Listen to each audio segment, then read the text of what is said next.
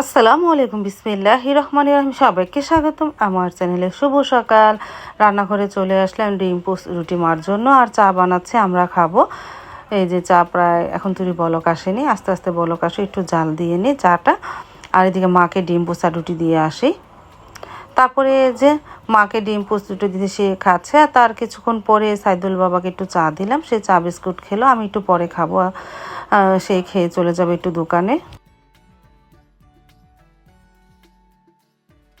সাইদুল বাবা চা খাওয়ার পর সে বিদায় নিয়ে চলে গেল দোকানে। তার ঘন্টাখানেক পর আমি চা খেতে বসে পড়লাম, আমি আর সারামণি। আমরা দুজনে চা খেয়ে নিলাম।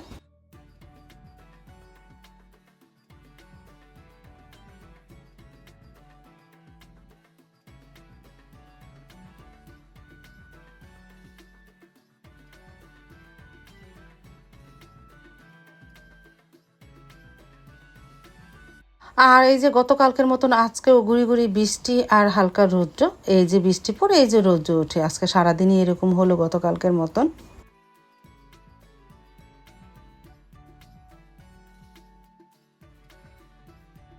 আর আমি রান্নাঘরে চলে যাই। সকালে নাস্তা খাওয়ার পর তো এগুলি ধোয়া পাকলে হয় না, এগুলি ধুয়ে নিই। আর আজকে একটু গরুর গোস্ত নামিয়েছি, দেখি কি রান্না করি। গরুর গোস্তটা ভেজুক, আর এদিকে এগুলো ধুয়ে ফেলি।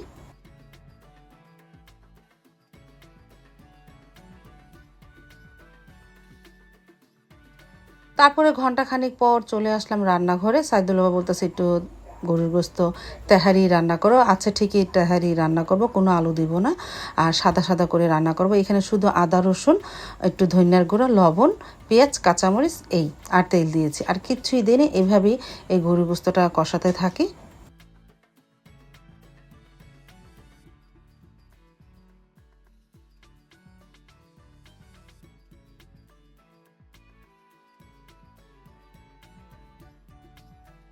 আর পাশের বাসায় এক আপা দিয়ে গেল এই ডেউয়া। ডেউয়াগুলো একটু খেলাম, হালকা টক, আজকে মাখবো না, আগামীকালকে মেখে খাবো না, ফ্রিজে রেখে দিই। আর এদিকে গরু গোস্ত অনেকটাই কষানো হয়ে গেছে, প্রায় আধা ঘন্টা পর তোমাদের এই ভিডিওটা দিলাম। আমি এর আগেও দুই একবার নাড়া দিয়েছি, আর অনেকগুলো কাঁচামরিচ দিয়েছিলাম। একটু তেহারিটা ঝালঝাল হলে ভালোই লাগবে। তারপরে তো পোলাও চালটা ধুয়ে নিলাম, সাথে কতগুলি কাঁচামরিচ পানি গরম দিয়েছি। আর এদিকে গরু গোস্তটাও কষানো হয়ে গেছে। এখন গ্রেভি থেকে গরু গোস্তটা তুলে নিই, এই গ্রেভির মধ্যে চাল দিয়ে দেবো। আর আরেকটা কথা, এখানে আমি একটা স্টার, তারপরে বড় কালো এলাচ, জয়িত্রী, জয়ফল আলাম দিয়েছি, বেটে দিই না, অল্প অল্প করে সেগুলো আলাম দিয়েছি। এই আর কোনো প্যাকেটের মশলা দেইনি। এই দিয়েই আজকে এই তেহারিটা রান্না করব। তারপরে গ্রেভি থেকে তাহলে আলাদা করি।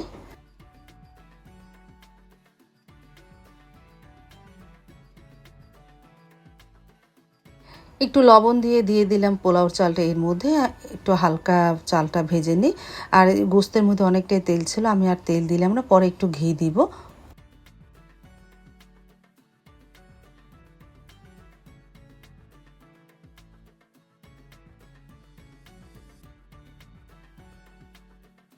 তারপর তো পরিমাণ মতন পানি দিয়ে দিয়েছিলাম। কাঁচামরিচগুলো দেখা যাচ্ছে, একটু পরে ভাপে বসিয়ে দে, পরে গোস্ত দিব না। তারপর তো ভাপে বসিয়ে দিয়েছিলাম, প্রায় আধা ঘন্টা পরে আসলাম। মাশাল্লাহ পোলাওটা খুব ঝরঝরা হয়েছে। একটা হালকাভাবে নাড়া দিয়ে উপরে চালটা নিচে যায়, নিচের চালটা উপরে দিই। তারপরে এর উপরে গোস্তটা দিয়ে দিব, দিয়ে আরও 15 মিনিট ভাপে রাখি। তারপরে একটা নাড়া দিলে হয়ে যাবে গরুর গোস্তের তেহারি।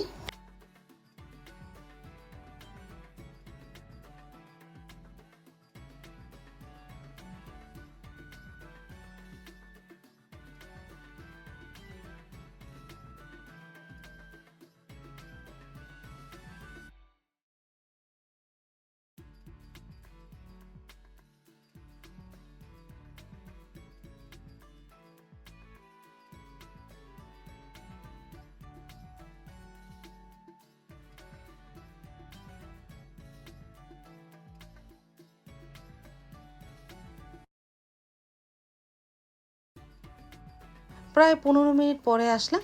এখন একটা ভালোভাবে নাড়া দিব। আর মাশাল্লাহ আজকে তেহারির মতনই হয়েছে, আলু দিয়ে নিয়ে পুরো সাদা সাদা একে বাবুচি স্টাইলের মতনই হয়েছে। হোটেলের এরকম তেহারি দেখা যায় মাঝে মাঝে, ভালোই লাগে। সাইদুল বাবা এই সাদা সাদা তেহারিটা খুবই পছন্দ করে। আবার অনেকে তোমরা বিরিয়ানি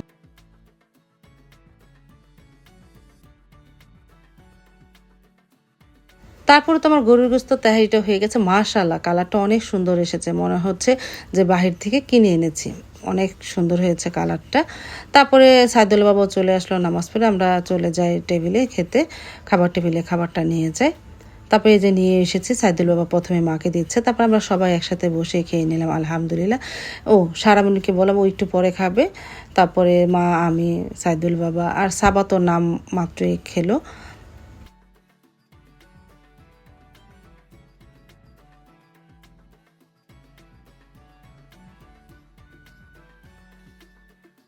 তারপরে এই যে খেয়ে নিলাম আলহামদুলিল্লাহ, আলহামদুলিল্লাহ অনেক মজা হয়েছিল তেহারিটা।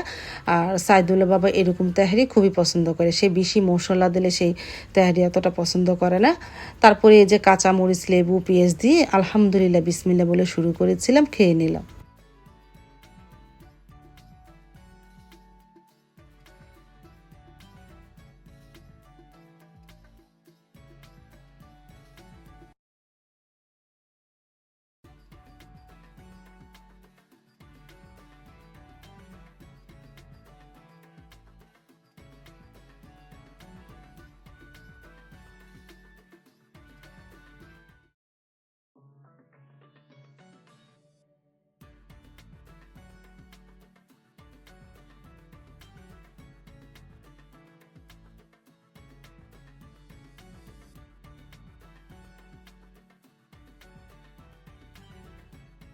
দুপুরে খাওয়া দাওয়ার পরে তো আর ভিডিও করা হয়নি।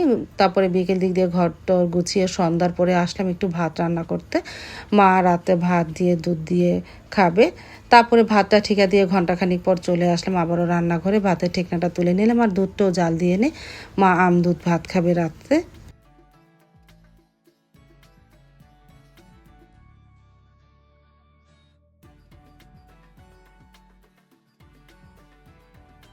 তারপর তো প্রায় ৯টার দিকে সাইদুল বাবা চলে এসেছে, নিয়ে এসেছে চিপস আর আইসক্রিম। আজকে রাত্রে তো ফাইনাল খেলা। আমরা আমরা মানে কি আমি আর সারা মনি বসে দেখবো, এই জন্য বলেছিলাম কিছু চিপস আনার জন্য। এই যে সাইদুল বাবা চলে এসেছে, সাথে করে কলাও নিয়ে এসেছে, পাউরুটি এনেছে।